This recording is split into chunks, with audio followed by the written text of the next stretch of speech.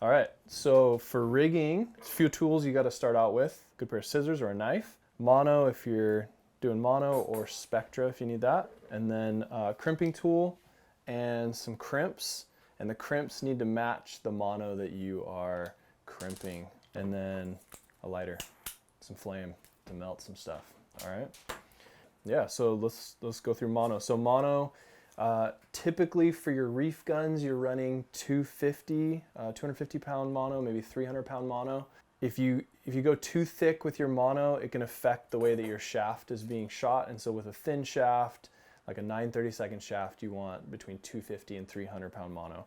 Once you get up into 5/16, 11/32, bigger guns, bigger shaft, you want to get up to like 400 pound mono, or using dyneema, so like a tied dyneema or your shooting line.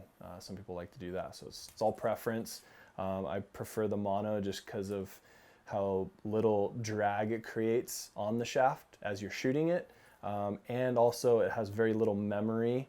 You can see it just kind of springs back to where it goes, and it doesn't tangle up real easily when you shoot, and when you're trying to re-rig your gun after you've shot or missed a shot. Hopefully you haven't missed a shot. Hopefully you're shooting fish. But so obviously there's different opinions about mono and dyneema, and everybody's going to kind of find what they think works best.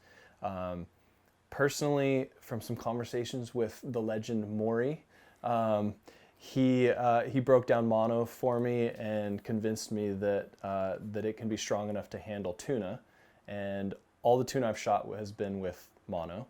And so 400 pound mono, and his theory is that when you're shooting large fish with mono, it's connected to a bungee and then it's connected to a float, and that float is never grounded. It's going to dive down, the fish is going to pull bungee and the float, and it's always going to have the max that float is pulling, which he says is about 100 pounds.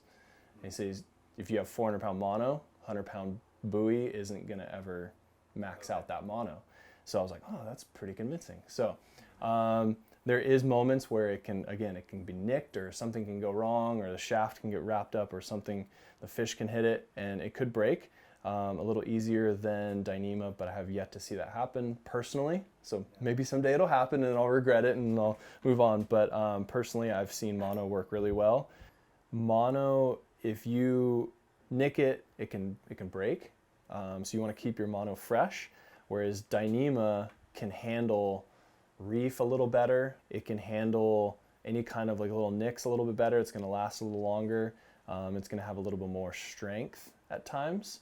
But then you also have the challenge of where the knot is and where the crimp is can also break on dyneema. So there's all kinds of pros and cons when it comes to dyneema and mono, and you just got to be willing to like weigh out which risk you want to take. So. Okay. And also, like, when would you step up from the 250 to 300 pound mono? Yeah, definitely size shaft, and size gun. Generally, your 9/32 shafts are going to be in smaller guns.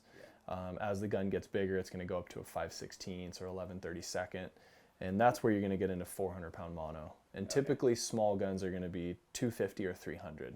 And when you say small gun, what would you? 60, 70, 80 centimeter up to maybe a 120. That might be pushing it, like a 110. At that point, you want to move into a 400 pound mono, because you're shooting some bigger fish. You're going to shoot yellowtail and some dorado and stuff that can put a little more tax on your gear. Small, when I say small gun, anything under probably 70 centimeters, you're probably only going to do one wrap, because you're shooting smaller reef fish and you're a lot closer. You don't need that range. But when you get above probably, I would say 80 centimeter bigger, you want to do double wraps, and especially if you're in blue water, definitely doing 2 wraps, just so that you have that little extra range to be able to hit the fish and have it keep going. And then so yeah, the double wrap is pretty standard. Really small guns, you're going to do a single wrap. Okay. Quick loading. Yeah, so smaller reef guns, anything under 90 centimeter, your effective range is probably 10 feet, maybe 15 feet tops. And then once you get up into like the 100 centimeter to like a 120 or 130, you're probably going to have about 15 to maybe 20 feet tops effective range. And again, this is like max. Most of your shots, if you wear a GoPro and you see like how you're shooting and you see how many wraps come out of the gun when you shoot and actually hit the fish, you'd be surprised how little range we shoot most of our fish in. Yeah, 120, you're gonna get into about 15 feet, 20 feet. And then obviously tuna, you can get up to 20 to max probably 30 feet. That would be like Hail Mary shot, right? So with a big tuna cannon that's got 6 bands, you know, you want your shot placement to be good and you want your range to be good. You don't want to be taking Hail Mary shots constantly, right? We want to know that we're going to land these fish. So as you're in the process of rigging, kind of see how you originally got it. Keep track of like the original mono, how long it was, and measure that out, and so you can kind of see to re-rig it. First step is make sure you have enough length and the right size, and then your crimp, you're gonna throw it through one side, and then every shaft is gonna be a little bit different. Some are gonna have a loading tab that's kind of mid shaft, and then some are gonna be all at the end, and then some are like, you know, straight Australian style, where these guys, they run their mono or their shooting line straight to the back. I prefer having a little bit further forward, and so then we're gonna run it through there. And another thing to watch out for too is sometimes it can have little burrs inside there. Maybe the shaft isn't completely cleaned up. You can take a little file and clean that up and kind of make it smooth so that it's not gonna damage the mono, because that's a breaking point. And then you're gonna run it through, and the first thing you're gonna do is you're gonna melt the end of it so you get a nice little mushroom head on the top of this mono. You can see you don't want to just fry it, but you'll see it'll start to flare out a little bit. And what that does is it keeps it from sliding all the way back through. And that ensures that you have a good hold, because that mono is going to melt there and stay solid. And then that kind of backs up your crimp a little bit. Length of loop is kind of crucial too. Too much, and you'll notice it'll start to tangle up as you're trying to get the shaft back through there, and too tight, and you risk it kind of wearing and kind of breaking off at that point. So I prefer having about 1 inch, just so that it easily flops back and forth and doesn't get twisted up and go sideways on you. So, and then what you're gonna do is you're gonna grab your crimp, and you'll see there's a certain size for the size crimp that you have. And what we have right now, I believe, is somewhere between a 2 and a 2.2. And what you're gonna do is you're gonna do 2 crimps. So what you wanna do is you wanna hold it back a 1/16 or 1/8 of an inch back from the edge. And what you're gonna do is squeeze down, so you can see there's a little bit of a gap there. And the reason we do that is if you crimp all the way to the edge, that crimp is gonna make a sharp edge on your mono, and then it can cut the mono. And then the mono's useless. And then you're basically creating another weak point right there. So cinch down, and then do the same thing, do another crimp. Again, holding it about a 1/16, 1/8 inch away from the edge. The mushrooms push down there close to the edge. That ensures that it's not gonna slip through, and then you're held back a little bit so that it doesn't damage the mono. And you're good to go, and that's a solid crimp right there. So you're avoiding any kind of sharp edges. It's enough to where this thing can swivel around, but it's not going to get tangled. So that's step 1. So now you're going to run shaft through, click it in, make sure it's seated real well. So on your mono, back to the line release, around the line guide. So we're doing 2 wraps. There's the second one. Okay. So this is traditionally, if you have a reel, and this is how typically your gun is going to come from the shop, the mono will stop with a crimp loop about halfway down. Some guns you'll see they'll have a loop here that the line from your reel will actually go through and come back to. You'd run it through there and then come back, and you can actually either wrap around your line release and then come to here. So here's where there's many opinions on how you should do this and what people prefer. Some people like to run their reel just free like this, so that as you shoot, It's not going through a line guide at the end of your gun. It's just free, ready to release. And then what some people do is they'll run the mono all the way back to your line release with a piece of bungee, so a small little bungee that will hold it there so you can run breakaway if you're shooting some bigger fish, or you just don't feel comfortable shooting a bigger fish. Maybe you're going pelagic and you're going offshore for the first time and shooting some bigger yellowtail, and you're scared you're gonna lose the gun. You can just clip off and do breakaway, and then the gun's gonna come away from the actual setup, from the shaft. So you gotta make sure you hold on to the gun, but then it's gonna be connected to the float line and the float, and you don't have to worry about it, and then you can pull your fish in later. And then another way is you can then run this back to that loop, where this loop would be back here on your line release, and then your reel will release from there. And so a few different ways to do it. A lot of it's preference. There may be some little pros and cons, but nothing major that is going to be really obvious. The only thing I am concerned about, and this is my opinion, is when your line goes through this line release, if it tangles in any way, and if you're at depth, you're not going to be able to let that line go and go to the surface and then fight the fish.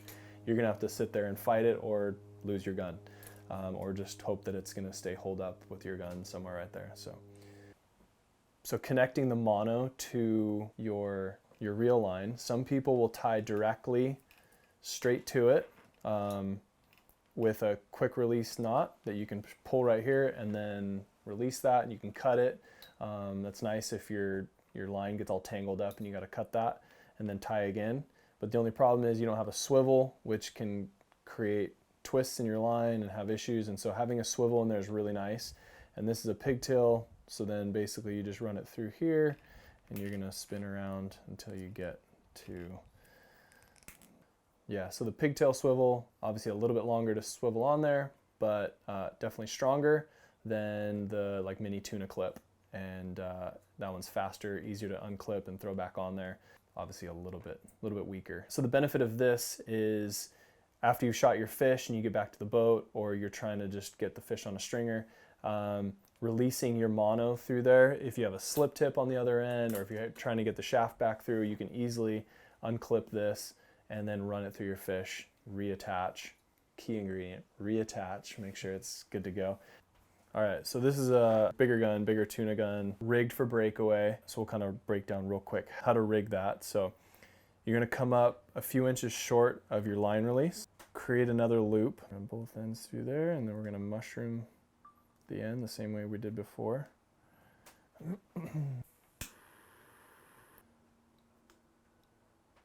The crimp.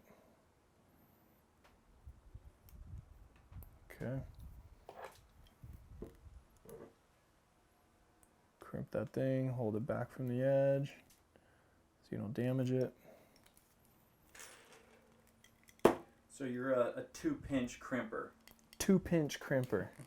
Rush was a 3-pincher. He told me he does the outsides and then one in the middle. One down the middle. Yeah. How does this make you feel? I like the double. Okay. Double barrel. All right. And then what you're gonna do is run your little piece of bungee, so you can get this pretty much anywhere. Nice little bungee piece. Tie a little knot. Kind of estimate the length of stretch you need there, so you have a good stretch, so it's nice and tight on there, and really keeps everything clean and organized and tight. Different ways you can do this. Some people will attach it on the end so that it sits straight. I like to attach it before the crimp, so that then when you attach your bungee to that loop, it kind of hangs out a little bit. So you can see it kind of hangs out, so that then you can easily grab it and connect it, and then it's ready to go. And then your bungee's connected there with a big tuna clip, and you're ready to go. Nice. This is set up for breakaway. So yeah, so you could easily mount a reel on the bottom of this gun, and that reel would then come back and connect to this. That reel line can have a pigtail swivel or whatever, and just connect into there. And then as you shoot, the whole thing goes and your reel's doing its job. But then you could also disconnect that reel, tighten up your line, and then connect a bungee or a float line to this, and then you're breakaway and you're set to go. You can switch back and forth from reel to breakaway with float and bungee real quickly, and kind of use the same setup for different scenarios. So You just put one crimp on here and here. that's another one. Yeah, some people do the double crimp. I've yet to see a single crimp slide or fall apart or do anything weird. So I'm a double pinch with a single crimp. It seems to get the job done. So I'm like, why add another stress point that could break or that could pinch the mono in some way that could then compromise the quality? Yeah. All right. Totally. What would you be looking for in the mono that would make you want to replace it? I'm guessing just any little nicks. Yeah. I'll generally, like after a trip, kind of run your fingers down it. And if you feel any kind of nicks or scratches or whatever, I just replace it for the cost. It's so cheap, right, to do it at the cost of some epic fish, on your epic dive trip. You want to make sure that that's fresh, well maintained. I think one of the biggest things I see, they shoot and then they go to re-rig and then they end up doing this. And you can just see that's going to put a lot of stress on that point, and eventually that's going to be a weak point that'll go. So always just make sure this is tight. And I think oftentimes the first places you're going to get damage is close to the shaft where maybe a fish pulls it into a hole. And that's one of those areas that it can throw off the shaft as it's shooting as well, because then that mono is going to pull kind of funky. So you want the thing to come straight and toggle back and forth real streamlined. I thought I heard you mention a triple wrap. Okay. A triple would be way outside your range of the effective range of the gun. Yeah. So then it's pointless. Yeah. When you measure out double wrap on a typical tuna gun, you're at about 24 to 28 feet. Okay. So that's not even including the shaft. Yeah. So you think about that's like 32 something feet, you're way out there. That's a lot of range. And I think with a breakaway, you have a little more wiggle room because it's not a real. It's going. It'll be able to pull the the float line a little bit, whereas if you're on a reel, eventually it's going to hit that stopping point and it's going to tug on the reel, and unless the reel's completely loose, like it'll stop. So. It'll keep pulling.